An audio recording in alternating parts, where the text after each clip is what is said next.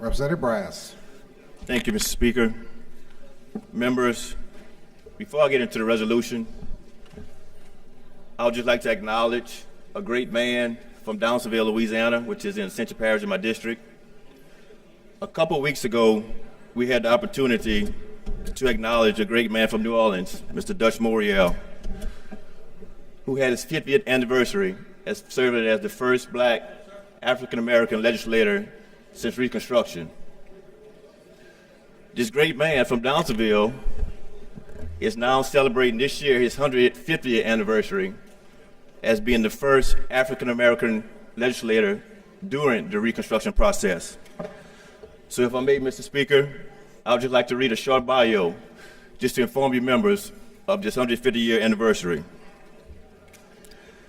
Mr. Pierre Landry was born into slavery on 1841 on the Prevost sugarcane plantation in Ascension Parish.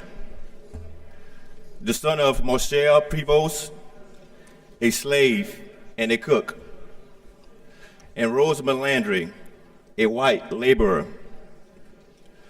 The plantation had one of the largest slave populations devoted to sugar in the state of Louisiana.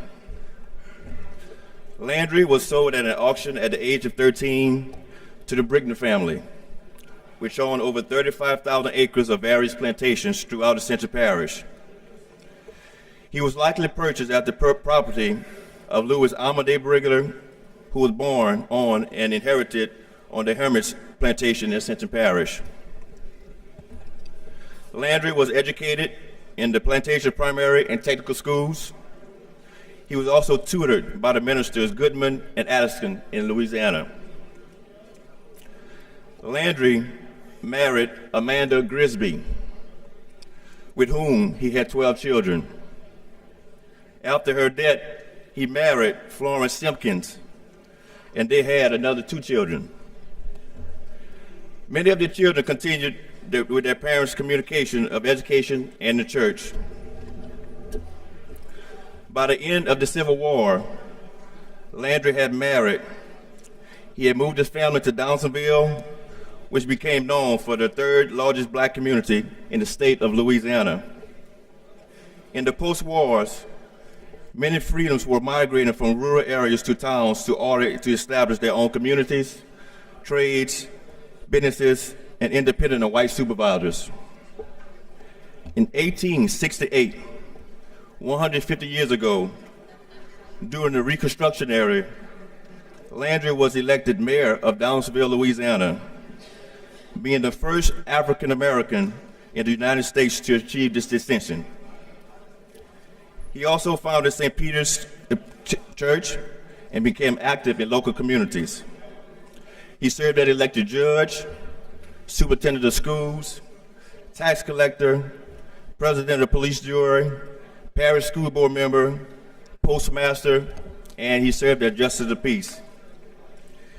He became influential in the Republican Party, establishing the black Republican facet in winning the election to become the first African American in the Louisiana House of Representatives in 1872 by a large margin. His bill was passed to establish the New Orleans University, which became the 3rd black private college in Louisiana. In 1874, Landry was elected to the Louisiana State Senate, serving in 1880. Just to give you guys a tidbit that we are this year celebrating the 150-year anniversary of the first African American to serve here and during the Reconstruction time.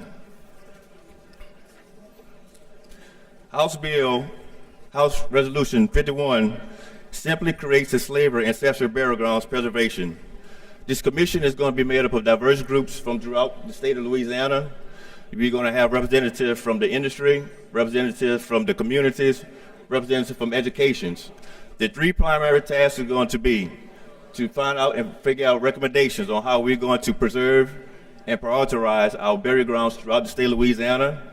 In addition, how we're going to incorporate this throughout our tourist division throughout the state of Louisiana.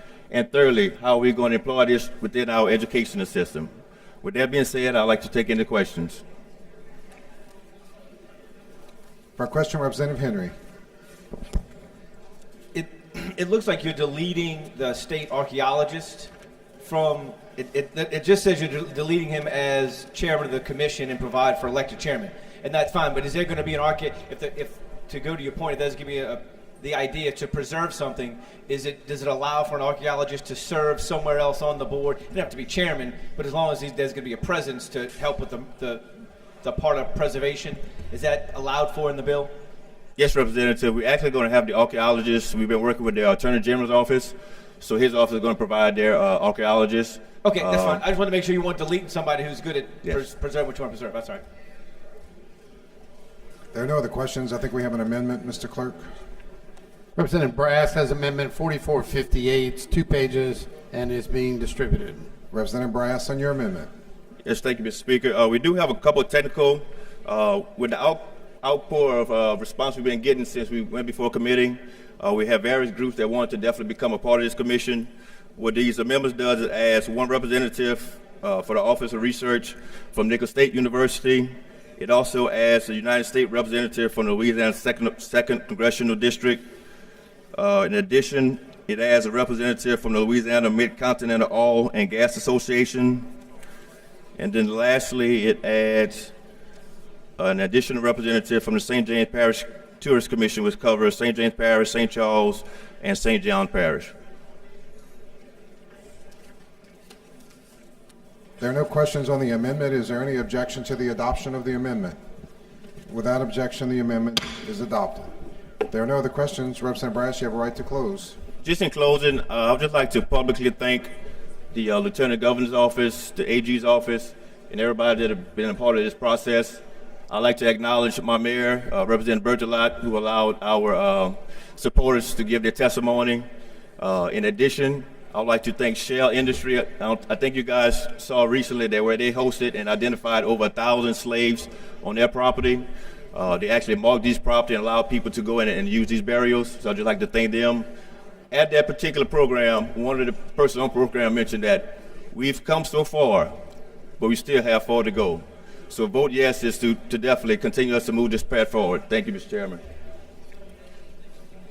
Representative Brass has moved final adoption of the House Resolution.